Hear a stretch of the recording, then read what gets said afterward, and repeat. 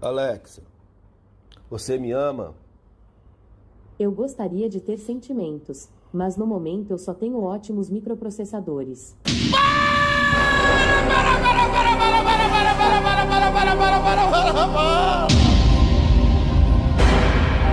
Oro Inca! Ele é lutador de judô! Alô, alô, você que nos ouve. Só lembrando que esse episódio é a parte 2 da discussão sobre o Contra a Amazon do Jorge Carrion. Começamos a partir do quarto ponto, que foi onde paramos o primeiro. Então, se você está chegando nesse agora, recomendo ouvir o episódio anterior. Beleza? E agora, vamos nessa.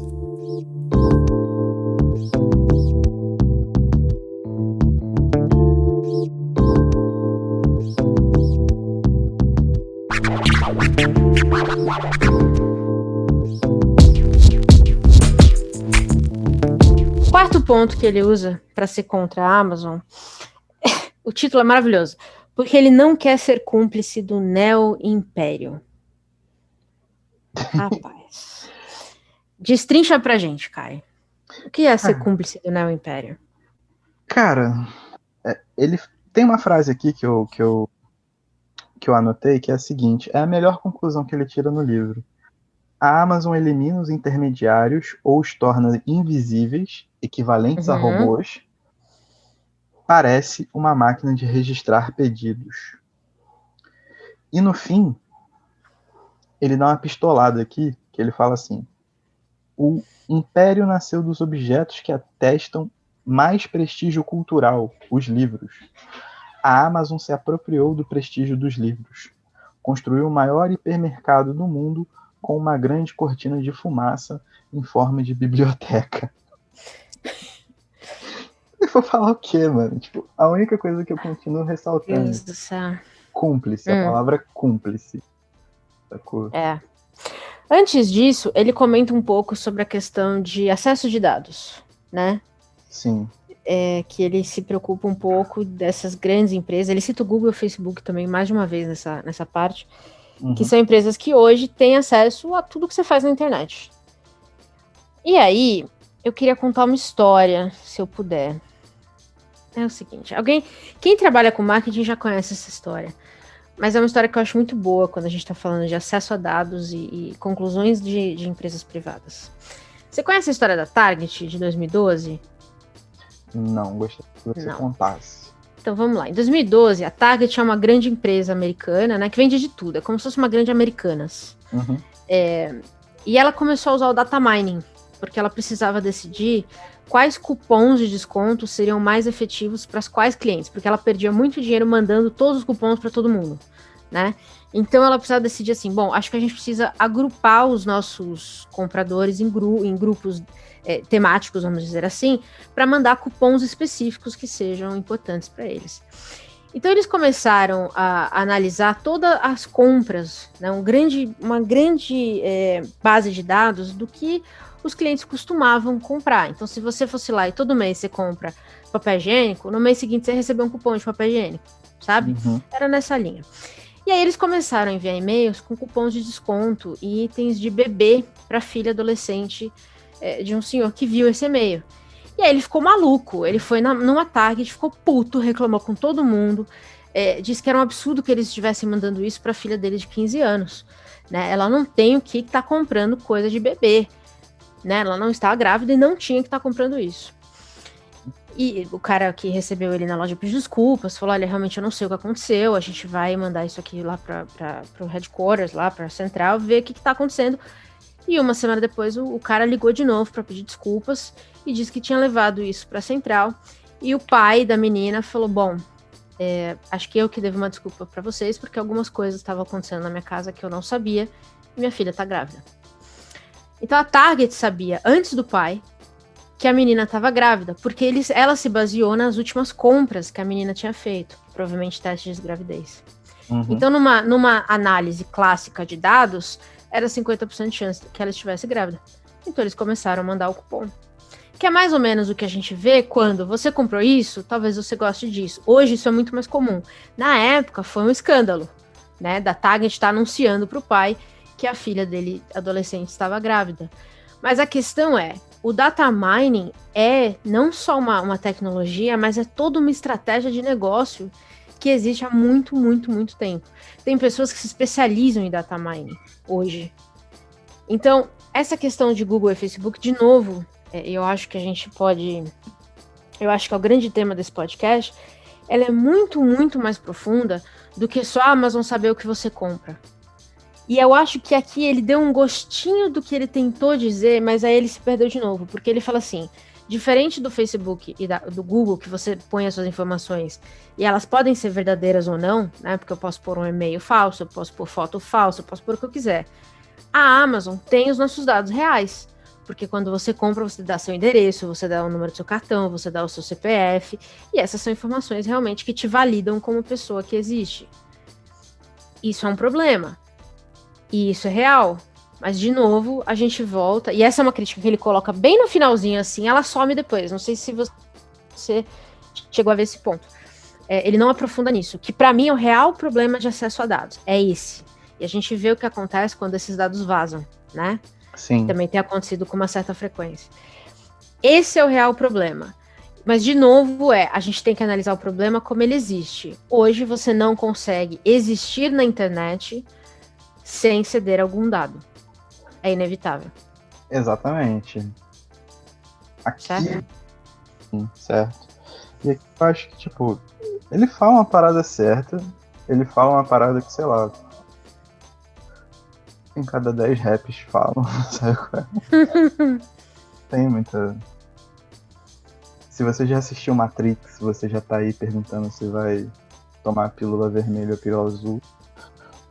Mas, cara, mais uma vez, tipo, a gente tem que fazer uma análise exatamente de quais são as opções e as condições que as pessoas têm para fazer essa, sacou? E como, na verdade, a gente consegue determinar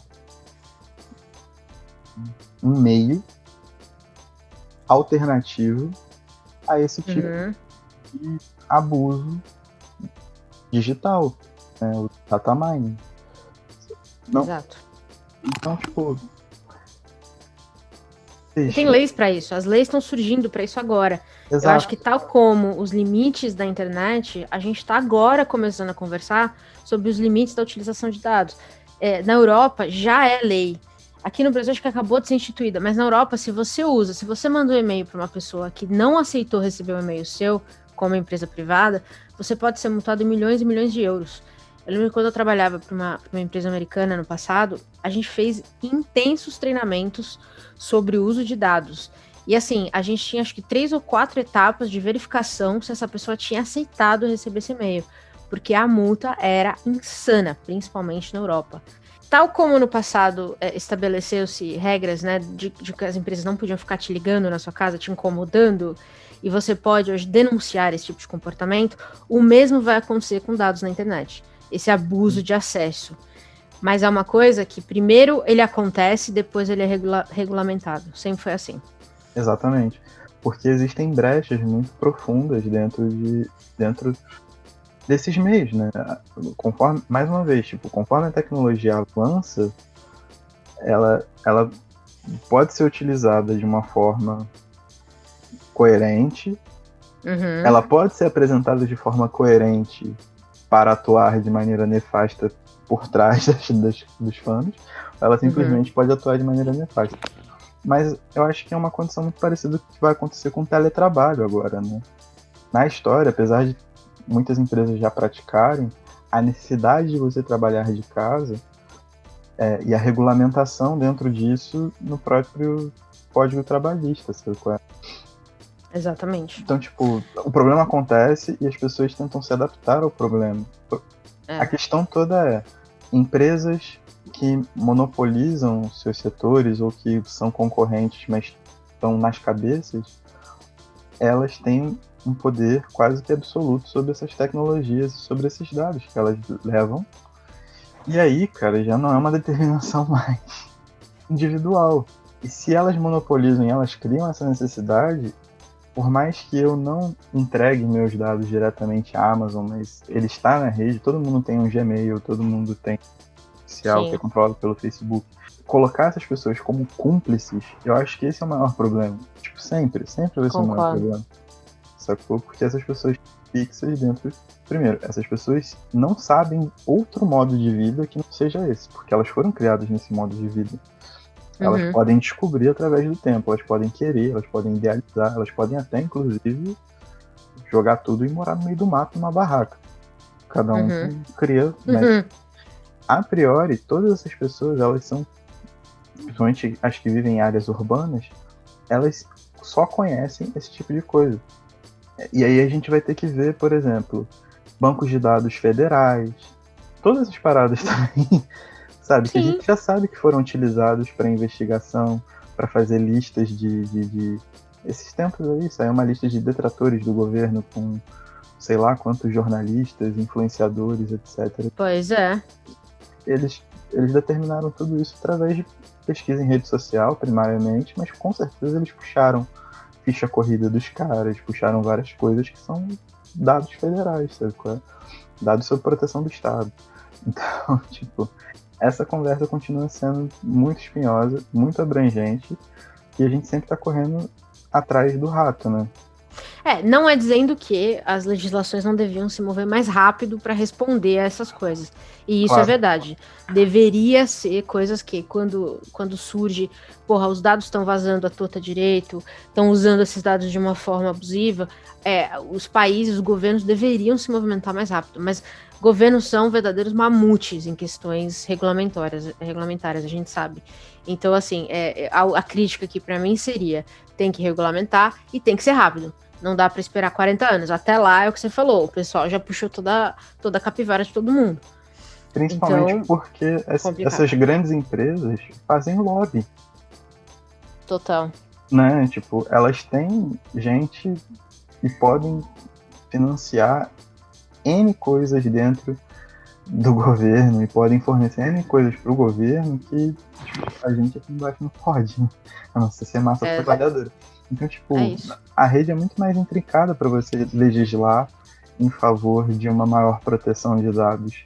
Isso acaba acontecendo, mas, por exemplo, a lei aqui no Brasil, ela passou com uma série de ressalvas, sacou? E a gente, quando recebe treinamento para esse novo tipo de lei, a gente consegue perceber claramente quais ressalvas foram feitas e algumas brechas evidentes, assim, só você dar uma ida no YouTube que você vai ver que tem uma galera falando sobre isso.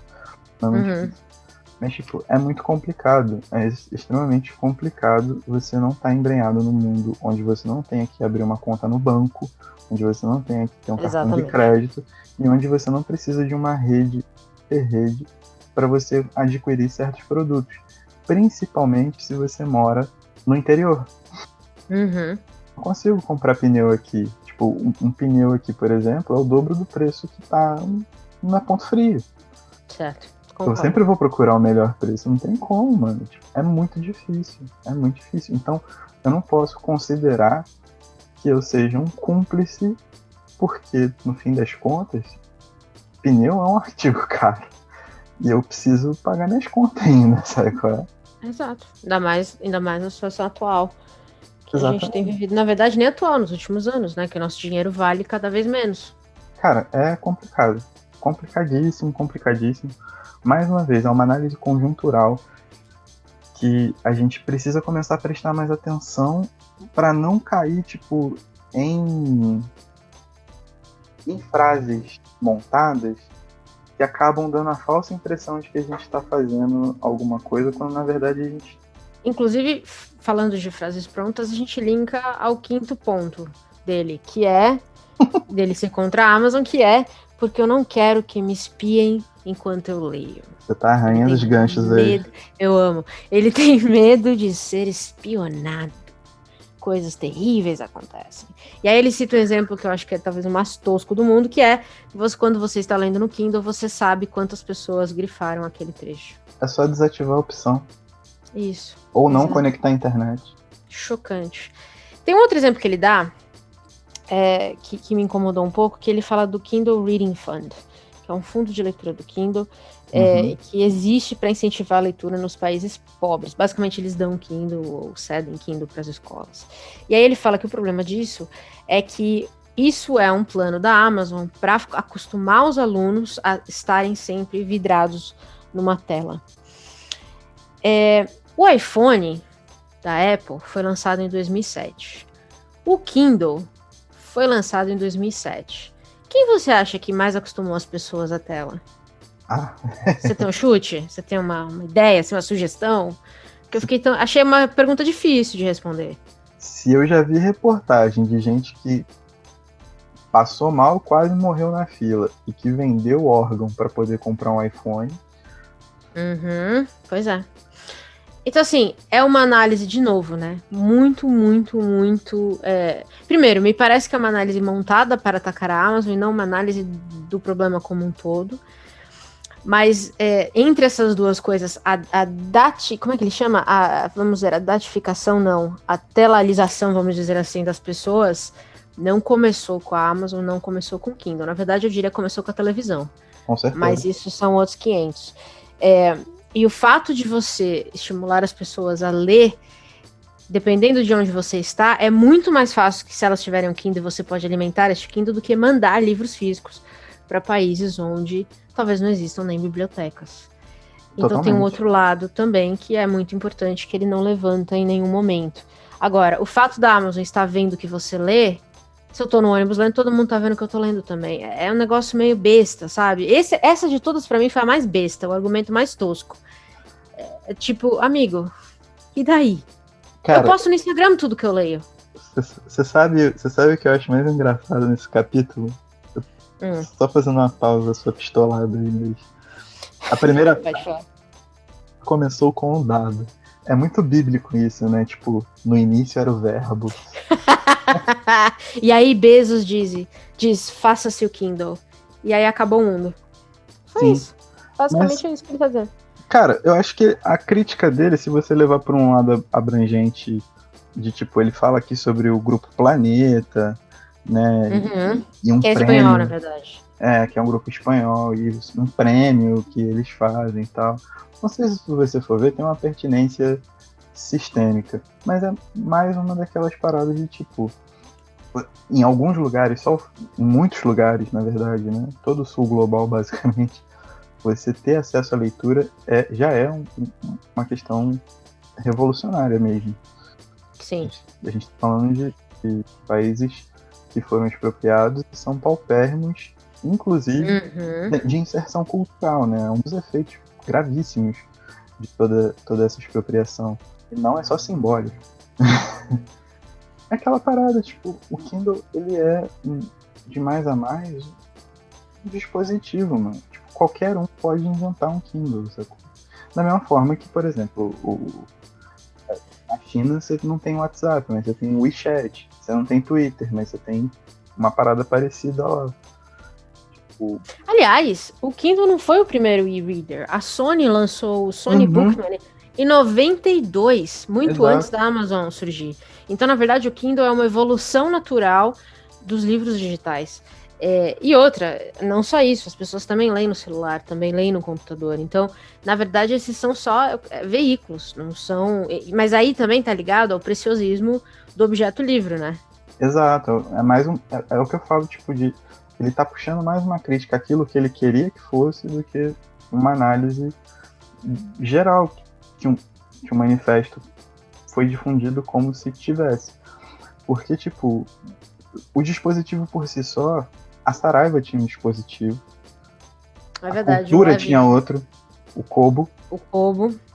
Sacou? Então, tipo, o dispositivo, ele é um dispositivo, sacou? Você pode produzir o seu dispositivo, você pode difundir o seu dispositivo. Da mesma forma, você vai estar entregando dados. Você só não vai estar entregando dado para Amazon. Você estaria entregando dados para outras pessoas. Mas, tipo, os dispositivos existem. E como você mesmo fala, tipo, no celular, se você tem um dispositivo Android, você vai ter que criar uma conta Google. Sacou? É isso. Mano, é um tipo de coisa que ela abrange aspectos da nossa vida muito maior do que a marcação do texto que eu tô fazendo, sabe? Ou mesmo esses incentivos que ele fala, né? O Grupo Planeta investe em escolas de negócio e administração porque eles querem que no futuro tenham mais autores. Mas assim, isso é ruim? No mundo que precisa de educação, isso é ruim, é negativo? Pra mim não fica muito claro, pra ser sincera, tá? Eu acho que ele diz, o da Amazon é ruim, o do Planeta é bom. Mas por quê? Até porque, tipo assim, se a leitura é esse recurso humanizador, né? Quanto mais leitores, mais pessoas melhor, escrevem. exato. Então, tipo, quem sabe você não vira o bicho da goiaba aí e vai comendo as paradas por dentro. Aí pode ser. Uma coisa que me incomoda muito, e aí que eu acho que foi quando eu peguei um pouco de birra com esse ensaio, finalmente, né, com esse manifesto, é quando ele cita Orwell, um grande irmão. Ah, sim. Porque, adiantando nosso episódio de junho, que é sobre Orwell, a minha implicância com Orwell não é... Tem a questão dele ter dedurado gente lá para o serviço secreto inglês, ou que o tio dos bichos, qualquer coisa. A minha implicância com Orwell é com as leituras que são feitas de Orwell.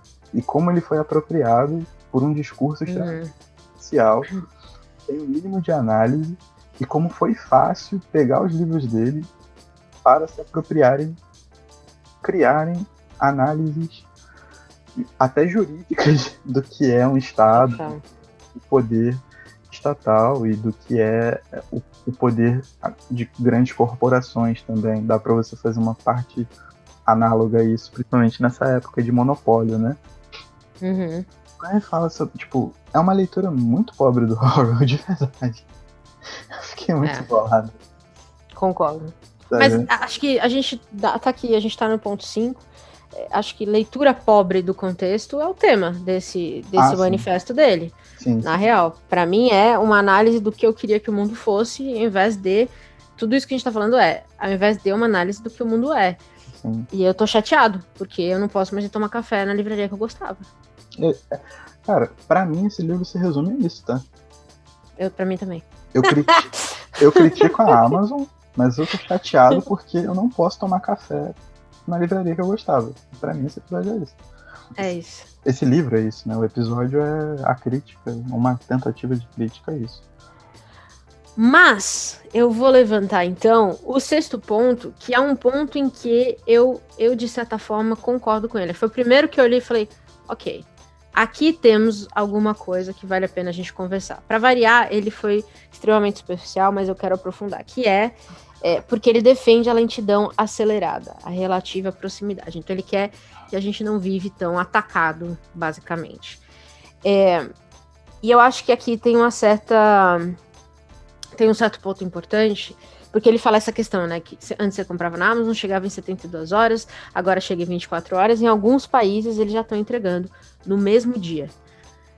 E o que isso, na verdade, gerou, e aí eu acho que é muito além desse papo de lentidão acelerada, é que colocou uma pressão em toda a cadeia para entregar com essa mesma rapidez. Então eu vi na feira da USP, que teve em novembro, né, se eu não me engano, que foi todo online em 2020, que eu comentei com vocês que eu tive um derrame. A Morro Branco, por exemplo, e algumas outras editoras menores venderam livro, acho que venderam mais do que esperavam vender. E aí eu comecei a ver várias dessas editoras, depois de 10 dias da compra, recebendo mensagem das pessoas, e aí, cadê meus livros? Cadê meus livros? E elas vindo a público explicar que não é tão rápido assim, né? A gente tem pessoas que embalam livro a livro, a gente tem que fazer um pedido novo, porque vendeu muito. Então, assim, o que eu acho que a Amazon criou aqui foi essa pressão das pessoas não poderem esperar mais 10 dias para receber um livro, que você não vai ler agora, aliás, né? Vamos colocar essa vírgula. Então, eu acho, sim, que essa pressão e essa... Apesar dele não falar de toda a pressão na cadeia, mas eu acho que esse sim é um argumento que faz sentido para mim. Eu lembro que eu fiquei com muita dó, eu recebi e-mail da Morro Branco, que foi a que mais atrasou. Foi a primeira que eu comprei e atrasou acho que 15 dias para entregar, pedindo desculpas, estamos correndo. Eu falei, cara, tá bom, fica tranquilo, tamo na paz, 15 dias, 2 semanas. Sabe, tem projeto meu que dura 3 meses. Vamos na paz. Então, assim, as editoras estavam sendo amassadas online por causa desse prazo. E a gente sabe como é, se você tá na internet, Então, assim, vídeo longo ninguém lê, texto longo ninguém vê, texto longo ninguém vai ler. Então, assim, a gente está sofrendo sim, e a Amazon é uma grande precursora disso, desse imediatismo. E aí, sim, eu tenho uma certa concordância com ele de que é um problema. O que você acha? Cara, eu acho que... Eu já cansei de falar essa parada aqui também, né? De, tipo, lê no seu ritmo, lê devagar. Eu leio muito devagar, particularmente. Uhum. Mas eu costumo direcionar muitas horas pra leitura no meu dia, né? Tipo, eu sento pra ler uma parada, eu fico ali ruminando a mesma página, volto, pesquiso, e fico nessa minha onda aí. Então, tipo, óbvio, eu já tive alguns surtos de comprar muito mais do que eu ia ler, eu acho que todo mundo tem isso. Todo mundo, em algum sim. momento, porque a gente tá ansioso, ou, sei lá, a gente tá na febre, qualquer coisa. Mas, tipo, todo mundo passa por isso em algum momento. É um sintoma do tipo de sociedade que a gente vive. Mas eu sou um profundo defensor de que não só a questão do consumo de livros, né, da leitura em si, mas tudo. Tipo, você vai ouvir um disco, mano, ouve o disco, sacou? Total. Tenta tirar um tempinho. A gente fez a Sociedade do Cansaço, né? E a gente conversou, tipo, cara, tem uma hora que você só tem que parar, cruzar as pernas e olhar o pôr do sol mesmo, sabe? É isso. Deixar o vento bater na cara, sei lá, pensar na morte da bezerra, porque senão a gente é engolido por essa rotina que é maluquíssima e a gente tá fazendo mal pra gente mesmo, porque a gente tá tomando conta do nosso próprio sono, a gente não consegue se desligar, então, tipo, a gente não se desliga do trabalho, dorme mal, não consegue sonhar, a gente não consegue ler, porque no outro dia tá destruído, a gente não consegue ouvir um podcast, a gente não consegue ouvir uma música, e tudo isso, quando a gente tá interferindo nessa cadeia e entra nessa rotina, interfere na capacidade que a gente tem de analisar o nosso meio, e de propor formas, nem que seja da gente, pelo menos ter um mínimo de fuga para poder se cuidar, sacou? Mais uma vez, né, com a velocidade que as coisas estão, com a selvageria que as coisas estão tomando forma, e pra gente ter só um dado básico, agora, nesse minuto, o Bezos tá ganhando quase 1 milhão de euros a cada 6 segundos. Então, tipo, esse é o imediatismo que eu quero. Pra mim. Então, tipo, a gente, para ganhar 1 milhão de euros, talvez nossos netos vão conseguir reunir todos os salários dele, assim, com dos nossos filhos e com os nossos, e vai dar 1 milhão de euros, sacou? E, tipo, o cara tá lucrando justamente na paranoia que a gente entra de tá tendo que lutar pelo pão de cada dia, tendo que sobreviver. E aí é uma questão de sobrevivência mesmo, porque, mais uma vez, né, entra desemprego, entra escassez, entra alta de preço, entra um monte de coisa. E aí as pessoas vão para uma alternativa que se torna mais barata na hora de consumir, mais fácil, que entrega mais rápido. As necessidades são muito urgentes. Algumas coisas mínimas se tornam muito urgentes. E é aquela parada. A gente pega uma editora pequena que tem problemas de distribuição, que faz toda a embalagem manual, que faz isso, que faz aquilo tudo. Muitas pessoas não têm paciência de esperar, sacou? Uma sobrecarga de pedidos numa feira que foi aberta para todo o Brasil, porque antigamente era uma feira local, era na USP. Só ia quem estava em São Paulo e que ia na USP, porque na USP também é uma hoje, né? Não é fácil acesso assim. Mas aqui vale lembrar que essa crítica toda que a gente montou, que é realmente o que eu concordo, não é o que ele tá dizendo aqui, tá? Isso a gente partiu do que ele tá dizendo, como sempre, pra elaborar mais. O que ele tá dizendo é, comprar na Amazon chega rápido, e aí você esquece. Eu sempre vou lembrar em que livraria eu comprei o livro. Eu acho isso ótimo pra ele. Eu não tenho isso. Eu tenho memória de peixe, eu não sei onde eu comprei metade das coisas, então eu presumo que metade das coisas foi na Amazon e o resto eu não sei. Então, de novo, é aquele preciosismo do livro, de você comprar o objeto livre. É engraçado porque ele mesmo fala, talvez você leia, talvez não. Então, eu acho interessante essa coisa da humanidade do livro estar só no objeto e não no conteúdo. E eu fiquei Eu tô dizendo isso agora que a gente tá no ponto 6, porque foi o que me emputeceu nesse livro. Ele esquece que legal ter livraria, beleza, mas se as livrarias não existissem e as pessoas continuassem lendo, pra mim seria menos catastrófico do que se o livro acabasse. É isso. Mas é o que eu falo, tipo assim, pro livro existir, ele precisa de quem lance o livro.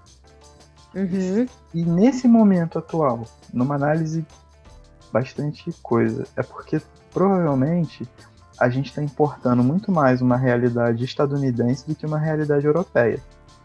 Certo. Então, nos Estados Unidos, a cultura do shopping center, das lojas que vendem tudo, tipo americanas, ela é muito mais comum do que na Europa. A Europa ainda guarda essas coisas ritualísticas, né? Essa francês aí, de vai na livraria, verdade, não sei o que, tal, pá.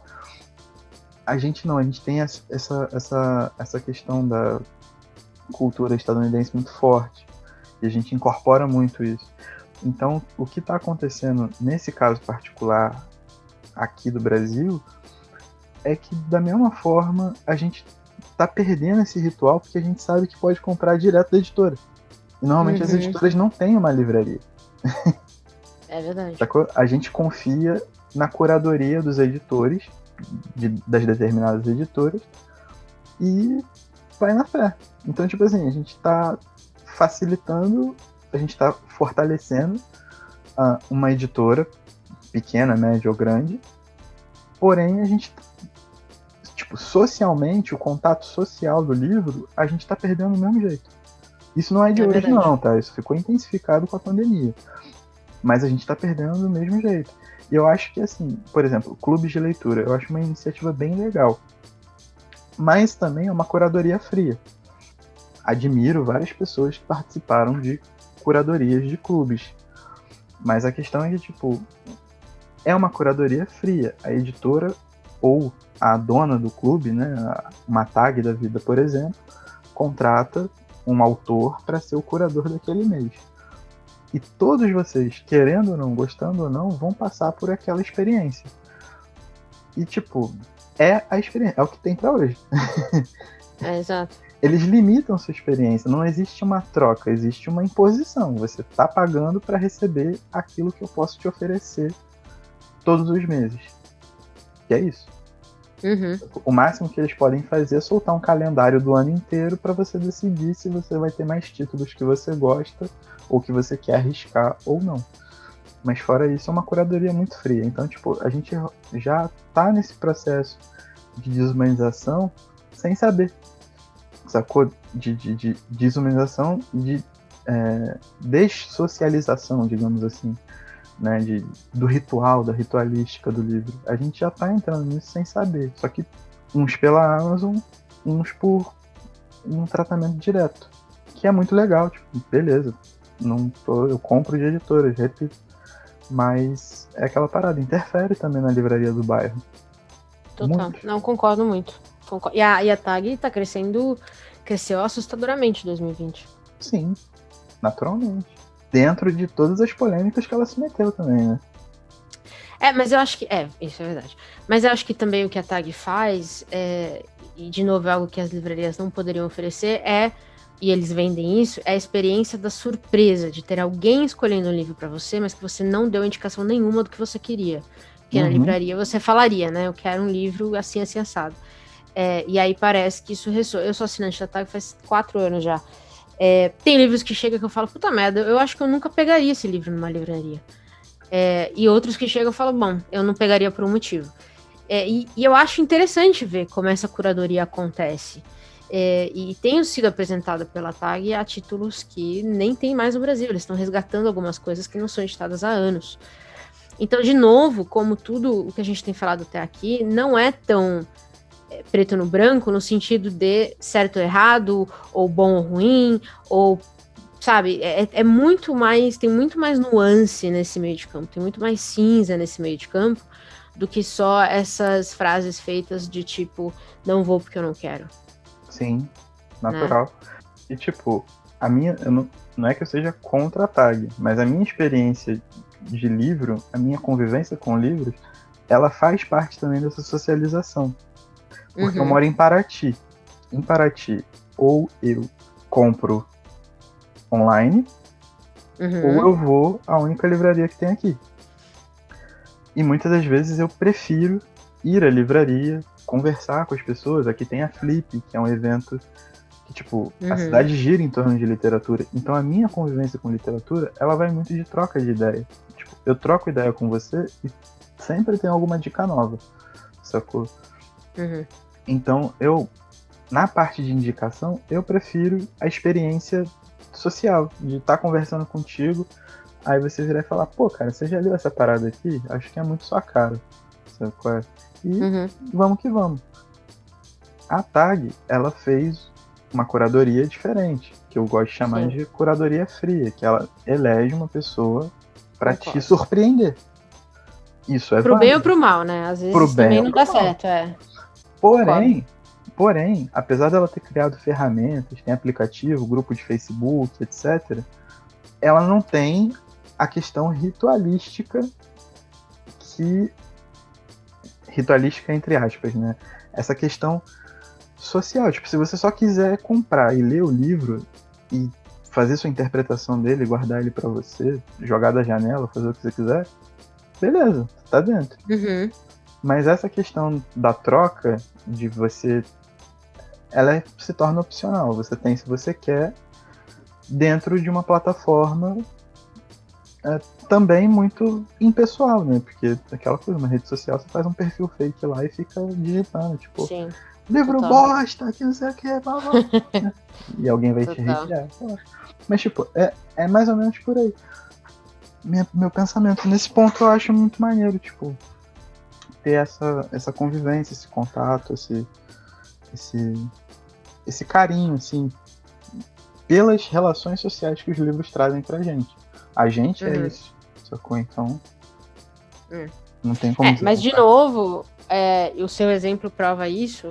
Você não precisa necessariamente de uma livraria para isso. A gente hoje tem as redes sociais. Exato. E é esse o pulo do gato, que eu acho que falta pro pessoal entender que o mundo mudou.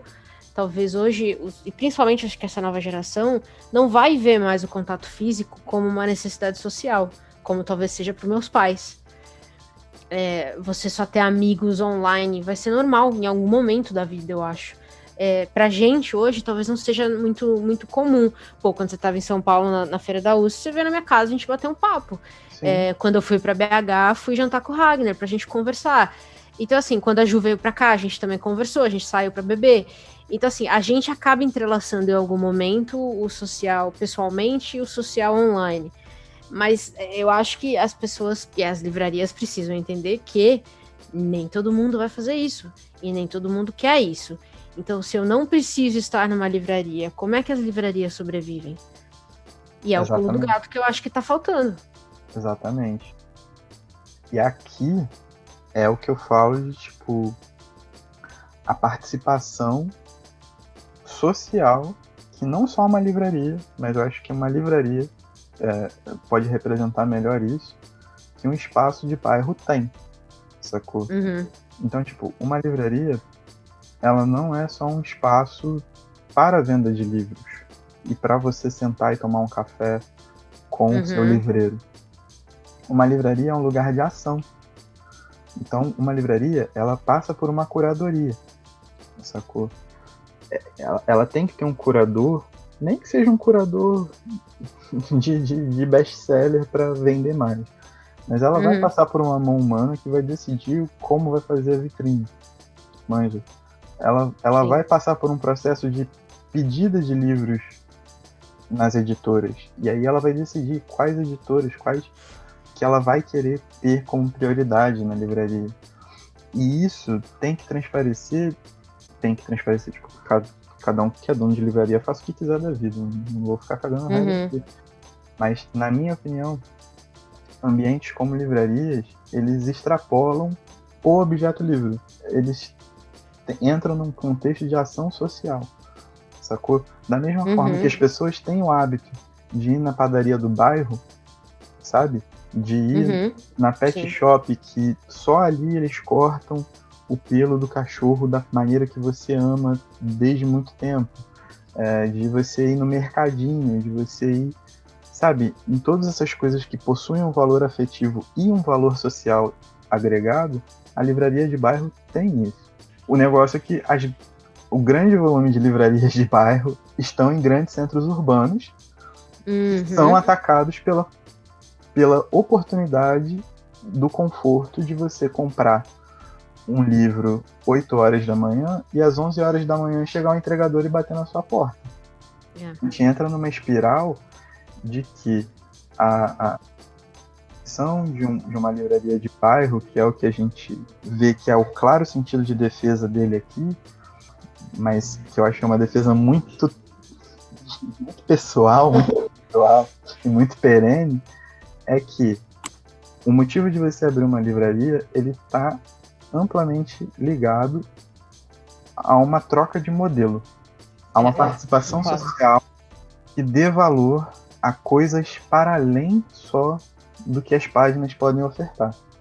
Sacou? Então é por isso que é muito bom quando livrarias fazem eventos, tipo saraus, fazem apresentações não só de literatura em si, mas tipo trazem profissionais de ciência, profissionais de história da arte, movem ciranda para criança, ciranda para adulto com flor na barba. Bibliotecas também fazem isso. A biblioteca de São Paulo, que é aqui no Carandiru, ela faz isso muito bem. Ela tem programações, fazia, né? Agora não tá fazendo mais, mas ela tinha programações só para criança. Quando você ia lá, você encontrava vários grupos, assim. Você encontrava os velhinhos lendo jornal, alguns dormindo, você encontrava as crianças com as mães e você encontrava uma galera estudando, porque ela é do lado de uma escola. Eu concordo demais. É por isso que, assim, o ponto 7 dele é que ele não é ingênuo. Ele sabe que hoje, assim, ele mesmo, dependendo do que ele vai comprar, ele compra na Amazon, ele assiste as séries da Amazon. Essas empresas, a Google, o Facebook, são inerentes ao nosso mundo. E aí ele fala, porque eu acho que a gente precisa ter uma resistência mínima necessária. E isso é verdade. Mas é por isso que eu acho que tudo acontece... Tudo deu errado para ele aqui, porque o título deveria ser a favor das livrarias e não contra a Amazon. Porque é isso que ele tá falando, eu concordo demais. É esse o argumento dele nesses 7 pontos. As livrarias são muito mais do que só um lugar para você encontrar o livro. Só que em momento nenhum ele coloca isso de uma forma que você fala, caralho, é verdade. Ele tá falando do livro como um objeto que vai resolver todos os problemas do mundo, esquecendo que é isso, se as livrarias não existirem e as pessoas continuarem lendo, eu tô feliz, eu sinto muito, mas eu acho que... E aí a gente traz pro Brasil, num país como o nosso, em que tem cidades em que não tem nenhuma livraria e nenhuma biblioteca, se a Amazon tá indo entregar livro lá, tá ótimo. Esse é o ponto. Sabe, assim, é complicado. E fora isso, eu acho que tem algumas coisas também... pra gente já caminhando para encerrar, porque eu acho real que já vai bater 3 horas de podcast. Já, assim, falta as editoras e as livrarias olharem um pouquinho também do que a Amazon faz de mais simples e tentarem incorporar isso também. E o exemplo claro disso para mim eu consigo comprar um livro de presente na Amazon, mandar entregar na casa da Evelyn, por exemplo, em outro estado, sem nenhum estresse. Eu faço isso com 2 cliques. Eu não consigo fazer isso se eu comprar direto de uma editora ou de uma livraria. Sim. Porque não vai embalado, ou vai chegar com a nota, que é exatamente o que eu não quero, porque é um presente. Então, assim, eu não tenho nem a opção de não enviar a nota, embalar para presente, dependendo da situação. Talvez alguma editora faça isso que eu não saiba, mas eu sei que as grandes não fazem, eu já verifiquei. Então, assim, é uma coisa super simples. Eu adoraria poder mandar presente pro pessoal. Eu adoro dar livro de presente. Uhum. Durante a pandemia, eu saí mandando vários para as pessoas que estavam presas dentro de casa. Mas eu queria mandar como presente, sabe? Eu não quero que elas saibam quanto eu paguei, porque também não é legal isso. Eu não quero, sabe, livro caro. Não quero alguém me dando, poxa, você comprou... Não é isso. Esse não é o ponto. Eu quero dar o livro.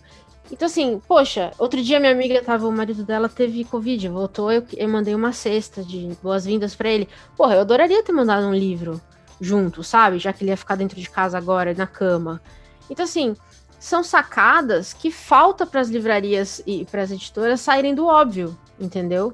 E é isso que eu sinto falta, é de olhar para o mercado e falar assim, o mercado mudou. as pessoas querem coisas diferentes. E um exemplo de uma editora que está fazendo isso é a Antofágica, que trabalha as redes sociais como pouquíssimas editoras novas trabalham. Sim. É um livro é um conteúdo fudido? Mais ou menos, é tudo domínio público. É uma capa maravilhosa. Então assim, mas aí o que eles fazem? Eles oferecem aquilo como um negócio exclusivíssimo. Então talvez falte essa mudança de chavinha na cadeia, sabe? De olhar pra Amazon e falar assim, porra, cara, tá foda, não dá pra brigar, mas ela tá aqui. O que mais eu posso fazer? E eu sei, é um trabalho a mais, é um extra, é um plus a mais, como o povo chama. Mas assim, a gente quer brigar ou a gente vai ficar aqui falando contra a Amazon com argumentos completamente superficiais? Porque aquilo que a gente estava falando antes da gente gravar, que é, se a Amazon sumir amanhã, outra empresa vai surgir exatamente no mesmo formato. Sim. Porque o problema não é a Amazon é um sintoma. Tem problemas muito maiores, muito além da Amazon. A gente tem todo um sistema hoje que influencia a existência da Amazon como ela é e o impacto que ela tem no mercado livreiro.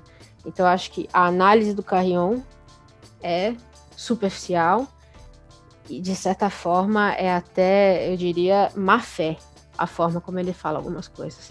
De simplesmente ignorar pontos que são muito mais importantes serem discutidos só porque ele não pode tomar café na livraria.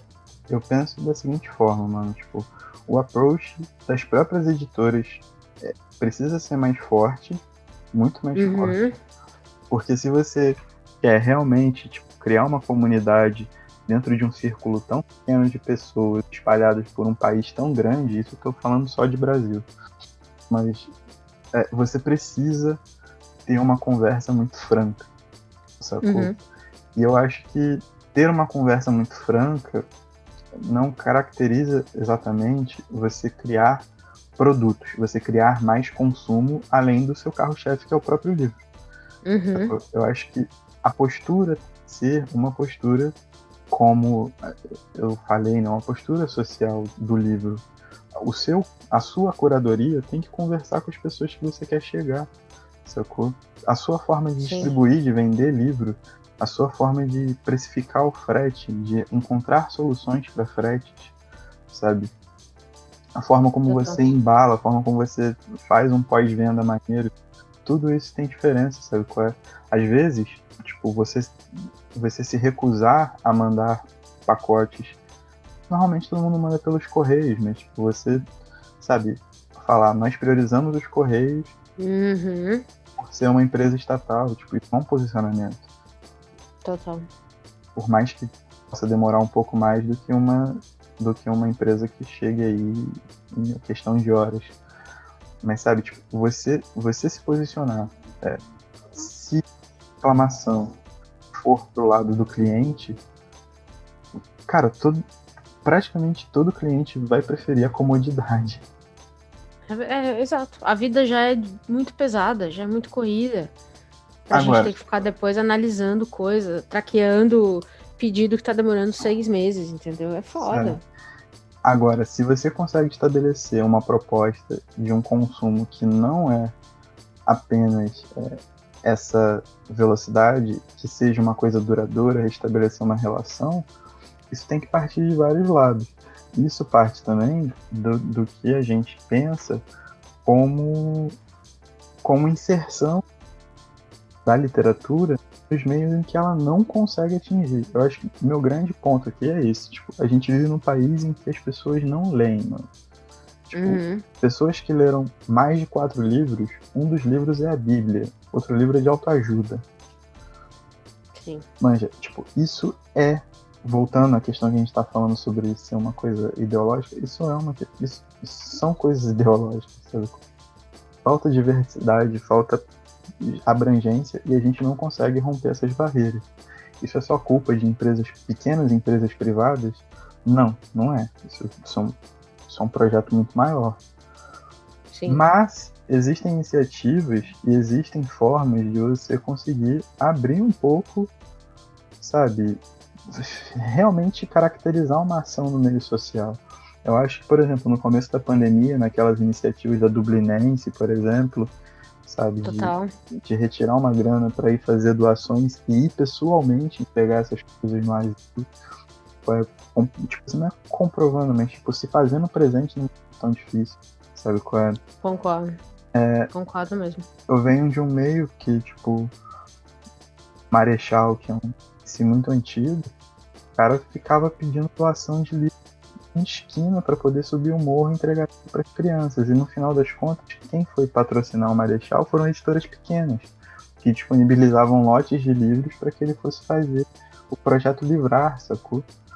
De gente como o Vinícius Terra, o próprio Marechal e tantos outros, que iam no colégio falar sobre música, sobre literatura, sobre a importância e a valorização da cultura. É um trabalho de formiguinha, é uma iniciativa individual, mas é um ponto e precisa ser ajudado, precisa ser fomentado, porque no final das contas é isso. É óbvio que toda empresa precisa ter um fluxo para se manter. Mas se toda empresa quiser ter o maior fluxo para se manter, toda ela corre o risco de abocanhar alguma fatia do mercado e acabar pisando na cabeça de alguém. Então, se a gente clama para uma humanidade dos livros, eu acho que a resultante disso é que os processos ligados à cadeia do livro sejam mais humanos. E também não são poucas as reclamações de pessoas que trabalham como revisoras, capistas, diagramadoras, tradutoras, que são mal pagas por grandes editoras, por pequenas editoras também, porque a precarização do trabalho atinge essa cadeia do livro. Então, tipo, a valorização dessas pessoas é importante, senão daqui a pouco não vai ter como editar livros, os livros saem uma bosta, sabe? Como já tem editora mandando muito mal, e editora grande que manda muito mal, porque já não consegue, tipo, faz um trabalho tão rápido, contrata profissionais tão abaixo do preço e tão insatisfeitos, mas que precisam daquilo como alternativa, talvez até alternativa única, né? E potencializa suas redes sociais. O dinheiro que gasta com rede social não gasta com a própria cadeia de produção do livro, e acaba soltando um monte de parada com erro, e depois tem que ficar se justificando, tem que ir fazendo reedição, sabe? Várias paradas assim. Isso é comum, a gente vê isso acontecer direto no mercado. Então, tipo, eu acho que cuidar da humanidade dos livros é cuidar das pessoas que estão ligadas aos livros. E cuidar também das pessoas que não estão ligadas aos livros. E isso significa uma mudança, uma troca ou uma forma diferente de pensar o modelo. Mas agora eu que vou fazer o gancho. Porque 2 textos do apêndice são muito bons. Assim, todos os textos do apêndice são legais. Mas 2 textos do apêndice são muito bons. O primeiro é o do dono da livraria La Marca, que é de uma cidade do Nordeste, que eu esqueci, que fala justamente sobre como é difícil ser um dono de livraria no Nordeste, porque se você assina o Prime, tipo, as pessoas pagam R$ 9,90 por mês para ter todos os fretes pela Amazon de graça. Enquanto ele tá ali tendo que lutar para vender livro num centro urbano menor, né? Ele tem menos oportunidades de abrir clientela. Mas para isso, para reverter esse quadro, ele se colocou numa posição de que a livraria, a marca, já pelo nome você já identifica isso muito fácil, mas ela cumpre um papel social muito importante. E o outro texto é o último texto, que é justamente dos donos do barco, que é uma livraria, do ônibus, que é uma livraria itinerante, eu esqueci o nome agora, mas que eles fazem uma análise muito importante dessa conjuntura de, tipo, mega stores, shoppings, e como isso traz a comodidade às pessoas e como isso trouxe lucro nos últimos anos, mesmo o mundo passando por uma crise, no meio da pandemia, questões imobiliárias que são importantíssimas. Você manter uma livraria em São Paulo deve ser um aluguel caríssimo, deve ser ultrajante o preço, sacou? Você manter uma livraria no Rio, no centro do... Acredito que você não paga menos de R$2.000 por um ponto pequeno. Então, tipo, todos esses fatores interferem justamente no espaço de uma livraria. E ele conseguiu ilustrar isso de uma maneira muito legal e transformar isso numa alternativa. Né? Ele transformou um ônibus numa livraria itinerante que só vende livros de editoras pequenas. É o editor da Autonomia Literária. Foi um dos que eu mais gostei também. Achei muito bom o texto. Acho que foram os dois textos que posicionam o livro, pra mim, onde eles deveriam estar posicionados. Assim, tipo, eles fizeram valer o contra a Amazon. Mas não são textos do Carrion. Então... Concordo demais. Concordo. E do Carrion, o que eu mais gostei foi a entrevista com o Mangel, que é onde o Carrion só pergunta e não fala nada. Então eu também achei ótimo. Porque o Mangel é uma figura, né, muito, muito interessante no mundo dos livros, eu gostei demais. Mas eu concordo, eu acho que esses ensaios, inclusive, poderia ser uma sacada da Elefante fazer uma rodada 2 com outros livreiros contando. Pode ser uma forma legal de apoiar a cadeia, falando um pouquinho mais de como foi a pandemia para eles, sabe? Eu acho que tem tem vozes aqui que pra gente faz muito mais sentido, porque acho que lá no começo você falou, e vale a pena reforçar, o Carrion olha para toda essa conversa de um ponto de vista muito privilegiado. E a gente aqui não tem certos privilégios que ele tem. Hoje eu não moro num bairro onde tem uma livraria de rua. Não tem nenhuma, não tem um sebo perto de onde eu moro. Eu estou indo para um bairro que tem vários, mas não é tão fácil hoje chegar. Se eu quiser ir para uma livraria, não é tão fácil chegar. Biblioteca talvez, mas livraria não. Então acho que a gente tem umas nuances na conversa que são muito mais pertinentes à estrutura do Brasil, ou à falta de, do que só vir falar que a Amazon é mal e eu sou bom, entendeu? Tem que ser mais profundo que isso. Tipo, se você for pensar, toda grande empresa é má, sabe qual é? Mas é como aquele documentário, a corporação, cara. Tipo, mas isso tudo por quê? Porque é o sistema que a gente vive. O sistema é esse. Exatamente. O que a gente pode fazer para mudar ou para conseguir burlar esse sistema e tornar essas questões pertinentes é o que é mais importante. E um texto que eu mais gostei do Carrion, a entrevista com o Mangel é boa, mas o que mais gostei foi justamente o curto ensaio que ele faz ali, falando um pouco de iniciativas na Venezuela, na América Central. Na Colômbia, perdão. Na Colômbia. América Central, de crianças e pessoas que vão subindo com mochilas de livros para distribuir, né? E crianças que ficam encantadas e que começam a escrever. Porque isso é muito parecido com a minha história de inserção ao mundo dos livros, né? Muita biblioteca pública. Minha mãe, quando podia juntar uma grana, ela não me dava exatamente um brinquedo, ela me dava um livro.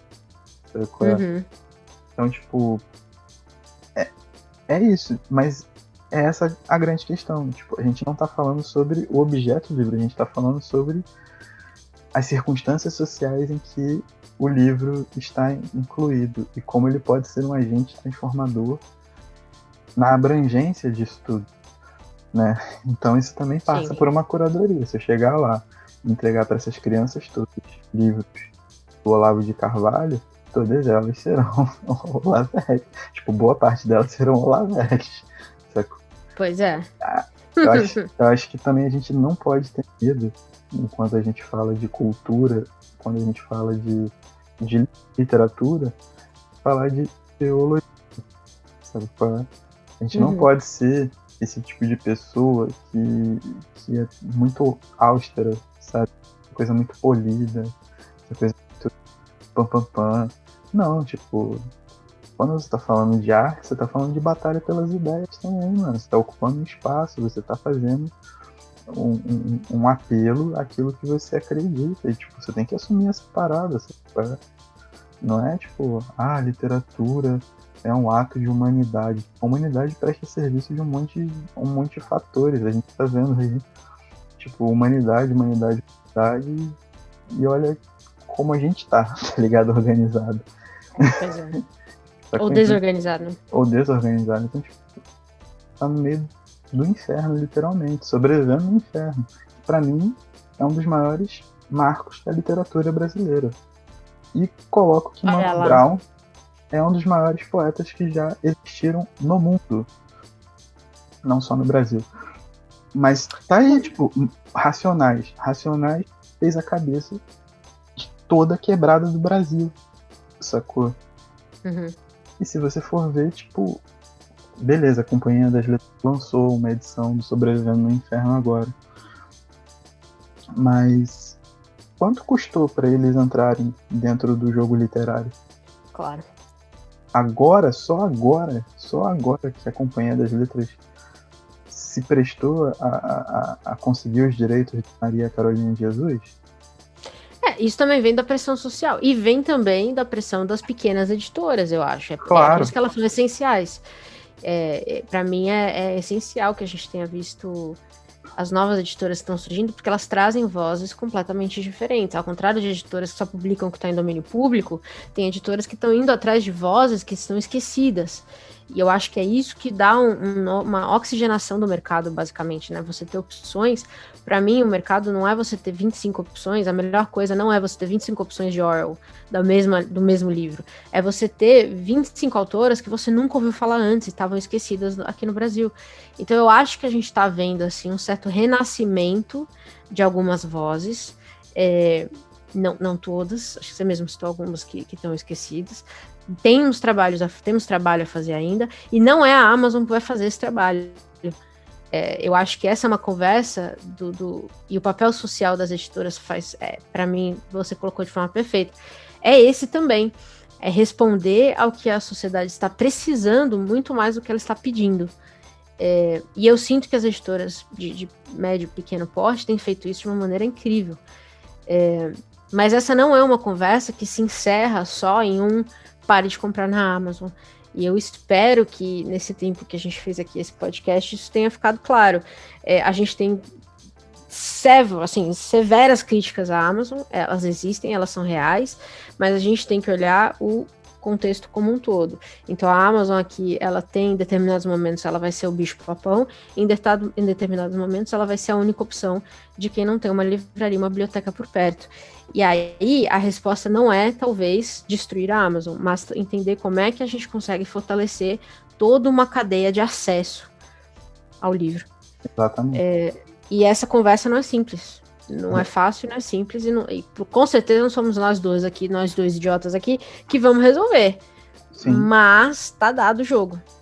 E lembrando sempre que o monopólio ele não é construído só da relação de uma empresa englobar outras e tomar conta sozinho do negócio. É da criação da necessidade daquilo ser alimentado por consumidor. Tá? Uhum. Então, se a gente não consegue construir boas alternativas, que consigam sustentar toda essa cadeia de pessoas, quando eu falo cadeia de pessoas, são os donos de pequenas editoras, que são os que mais têm dificuldades para conseguir botar trabalho na rua, são as pessoas que trabalham com livros em todo esse circuito, são as livrarias de bairro que precisam estar fortalecidas onde elas estão locadas, e são os próprios consumidores que precisam participar desse movimento e serem abraçados por esse movimento. Pensar alternativas é muito importante. O livro, o apêndice dele serve para que a gente abra os olhos, sabe qual é, para a situação real de livreiros no Brasil. Eu acho que a partir disso a gente consegue, pelo menos, pensar em que a gente não quer fazer, sacou? Mas também Sim. A gente não pode ficar passando muito pano e pegar um conglomerado igual a Companhia das Letras e ficar lá comprando na Companhia das Letras, sacou? Se a Amazon tá dando desconto, compra na Amazon mesmo, irmão. Uhum. E também, uma coisa que eu gostaria de diferenciar é editora independente de editora pequena. Nem toda editora pequena de médio porte é independente. Uhum. Sacou? Eu gosto de usar o termo editora pequena, editora média e editora grande, como a minha queridíssima irmã Cota Marão, me ensinou. Porque muitas editoras médias, pequeno porte, têm investimento pesado por trás. E elas são criadas pelo nicho. Uhum. É só você pensar nas alternativas que o mercado tem construído. Existe uma diferença de independente para pequeno. Isso eu gostaria de deixar bem frisado pra gente também não estar botando grana direto no bolso de quem tá querendo, sabe qual é? Dominar um nicho, dominar um setor. A gente tá também contribuindo pra falta de diversidade. Né? Total. Tipo, é uma análise que a gente tem que continuar fazendo, sempre. Concordo. Bom, e com isso eu acho que a conversa é longa, mas eu acho que nem de perto a gente esgota o assunto, mas como sempre a nossa proposta aqui era pegar esse livro, destrinchar os pontos mais relevantes e também deixar a conversa no ar. Então, se você quer bater um papo com a gente sobre tudo que a gente fala aqui, as nossas redes sociais estão abertas. Eu tenho redes, o Poderoso Resumão, Caio tem o Rede de Intrigas e também tem o Poderosa Rede. No Twitter e no Instagram, mais no Instagram, que é onde a gente fica mais, e tem o site também, então fiquem à vontade se você discordar, se você quiser vir chamar a gente de liberal safado, comunista safado, maluco, povo que faz conteúdo merda, fique à vontade também, pode ir lá comentar no Instagram, que também já dá engajamento, e aí a gente gosta, que roda o algoritmo. Então, fica à vontade, vai ser muito bom poder continuar essa conversa. Mas eu acho que assim, tá dado a opinião do contra a Amazon pra mim, leia pelo apêndice se você tiver que ler. Se não, segura mais um pouco. Faz uma análise sua. Exato. Pesquisa na Amazon no Google. Isso. Pois muito bem. Acho que zeramos tudo que a gente se propôs a falar, né, Caio? Cara, espero que sim. Eu também, que eu não aguento mais falar, tô com fome, com sede, tô ficando mais puta ainda. Ninguém vai ganhar com isso, então eu acho que tá na hora de entregar. Então vamos nessa parte. Tá entregue? Entregue. E tchau. Tchau.